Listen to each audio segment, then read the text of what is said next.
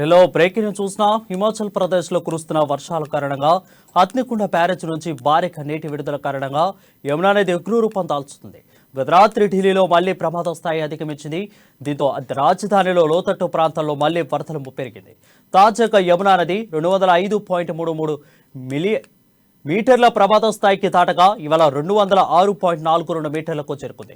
ఇక ఇవాళ తెల్లవారుజామున 2 గంటల వరకు 206.7 మీటర్లకు చేరుకుంది. యమునా నది 206.7 దాటి మీటర్లకు దాటితే యమునా సమీపంలోని కొన్ని ప్రాంతాల ముప్పునకు గురవుతాయని రెవెన్యూ శాఖ అతీష్ హెచ్చరించారు. తాము పూర్తి స్థాయిలో సిద్ధంగా ఉన్నామని మంత్రి తెలిపారు.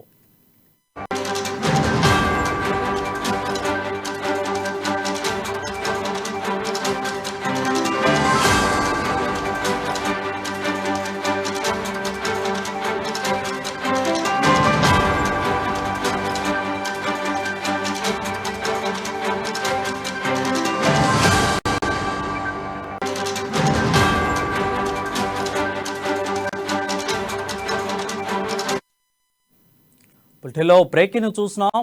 హిమాచల్ ప్రదేశ్ లో కురుస్తున్న వర్షాల కారణంగా హత్తికుండ బ్యారేజ్ నుండి భారీగా నీటి విడుదల కారణంగా యమునా నది ఉగ్రరూపం దాల్చుంది. గత రాత్రి ఢిల్లీలో మళ్లీ ప్రమాద స్థాయి అధిగమించింది. దీంతో రాజధానిలోని లోతట్టు ప్రాంతాల్లో మళ్లీ వరద ముప్పు పెరిగింది.